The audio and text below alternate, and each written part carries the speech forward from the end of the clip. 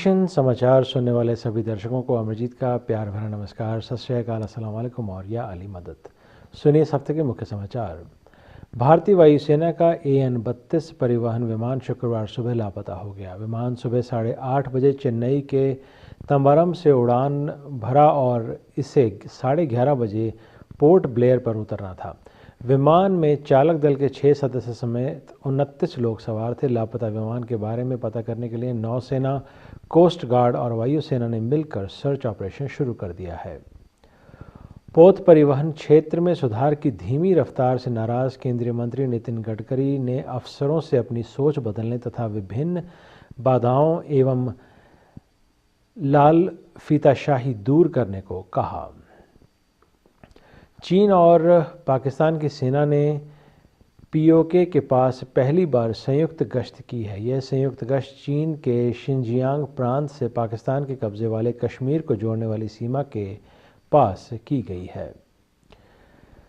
आम आदमी पार्टी सांसद भगवंत मान की ओर से संसद भवन परिसर का वीडियो बनाने और इसे सोशल मीडिया पर शेयर करने के बाद विवाद बढ़ता ही जा रहा है। इस मामले में शुक्रवार को भगवंत मान के खिलाफ शिकायत दर्ज की गई है। भारतीय जनता पार्टी के वयोवृद्ध नेता लाल कृष्ण आडवाणी ने एक किताब आडवाणी के साथ 32 साल के विमोचन पर गुरुवार को नाराजगी जताई। आडवाणी ने कहा कि किताब उनकी इच्छा के विरुद्ध प्रकाशित की गई है। कश्मीर में स्थिति में सुधार के चलते 4 जिलों में कर्फ्यू हटा लिया गया है। एहतियात के तौर पर घाटी के शेष 6 जिलों में लोगों की गतिविधियों पर प्रतिबंध जारी है। भाजपा ने बसपा अध्यक्ष मायावती के खिलाफ अपमानजनक टिप्पणी करने के लिए अपनी उत्तर प्रदेश शाखा के उपाध्यक्ष दयाशंकर सिंह को पार्टी से 6 साल के लिए निकाल दिया है।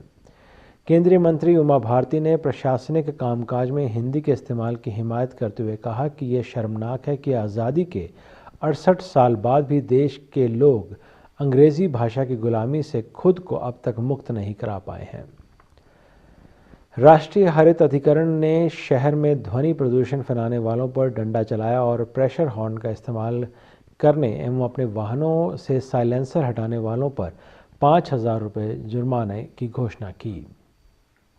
राष्ट्रीय हरित अधिकरण ने कहा कि राष्ट्रीय राजधानी में 15 साल से अधिक पुराने डीजल वाहनों का पंजीकरण रद्द किया जाए और इनको दिल्ली NCR से बाहर चलने के लिए भी अनापत्ति प्रमाण पत्र नहीं मिलेगा। क्रिकेटर से नेता बने नवजोत सिंह सिद्धू और आम आदमी पार्टी के संयोजक और दिल्ली के CM अरविंद केजरीवाल के बीच सीक्रेट डील हुई है। इस डील के तहत नवजोत सिंह सिद्धू अगले साल होने वाले पंजाब चुनाव में न तो मुख्यमंत्री पद के उम्मीदवार होंगे और न ही वे पंजाब विधानसभा चुनाव में लड़ेंगे। राम जन्मभूमि बाबरी मस्जिद विवाद के सबसे बुजुर्ग पैरोकार 95 वर्षीय मोहम्मद हाशिम अंसारी का हृदय संबंधी बीमारियों के चलते निधन हो गया। अंसारी दिसंबर 1949 से बाबरी मस्जिद विवाद से जुड़े थे। क्रिकेट से राजनीति में आए नवजोत सिंह सिद्धू की पत्नी नवजोत कौर ने कहा कि राज्यसभा से उनके इस्तीफे का अर्थ ये है कि उन्होंने भाजपा से भी इस्तीफा दे दिया है और उनके पास आम आदमी पार्टी में शामिल होने का एकमात्र विकल्प है। पंजाब में राज्यसभा से इस्तीफा देकर भाजपा को झटका देने के एक दिन बाद उनकी पत्नी और विधायक नवजोत कौर ने कहा कि इस फैसले पर दोबारा विचार करने का सवाल ही नहीं उठता। भाजपा नेता नवजोत सिंह सिद्धू ने आम आदमी पार्टी में शामिल होने की चर्चा के बीच सोमवार को राज्यसभा से इस्तीफा दे दिया। दिल्ली के मुख्यमंत्री और आम आदमी पार्टी के संयोजक अरविंद केजरीवाल सोमवार सुबह अमृतसर के स्वर्ण मंदिर पहुंचे, वहां सेवा की। डोनाल्ड ट्रंप ने अमेरिका में राष्ट्रपति पद के चुनाव के लिए रिपब्लिकन उम्मीदवारी को औपचारिक रूप से स्वीकार करते हुए अमेरिकियों से उन्हें व्हाइट हाउस में चुनने की अपील की और गोलीबारी एवं हमलों से जूझ रहे देश में कानून व्यवस्था फिर से स्थापित करने और अमेरिका को प्राथमिकता में सबसे ऊपर रखने का संकल्प लिया और ISIS को हराने का संकल्प लिया। उन्होंने मेक्सिको की सीमा पर दीवार बनाने का संकल्प दोहराया। बांग्लादेश की विपक्षी नेता और पूर्व प्रधानमंत्री खालिदा जिया के बेटे तारिक रहमान को करीब 25 लाख अमेरिकी डॉलर के धन शोधन मामले में 7 वर्ष की जेल की सज़ा सुनाई गई है। तुर्की के राष्ट्रपति रेसेप तैयप ने 3 महीनों के आपातकालीन की घोषणा की है और पिछले सप्ताह हुई तख्तापलट की कोशिश के लिए जिम्मेदार आतंकवादी समूह का पता लगाकर उसका खात्मा करने का संकल्प लिया है। जर्मनी के म्यूनिक में एक शॉपिंग मॉल में फायरिंग की खबर है। शुरुआती जानकारी के मुताबिक इस हमले में 3 शख्स की मौत हो गई और 10 लोग घायल हो गए हैं। पुलिस ने मॉल को खाली करवा लिया है और एक बड़ा पुलिस ऑपरेशन चलाया जा रहा है। पॉपुलर स्मार्टफोन गेम पोकेमॉन गो को लेकर दुनिया के कुछ देश एतराज़ जता रहे हैं। ऑफिशियली इसी हफ्ते ये गेम 26 और देशों में लॉन्च हुआ है, लेकिन कुछ देश सिक्योरिटी, धार्मिक मान्यता के आधार पर इसका विरोध कर रहे हैं। सऊदी अरब में पोकेमॉन को गैर इस्लामिक करार देते हुए इसके खिलाफ फतवा जारी किया गया है।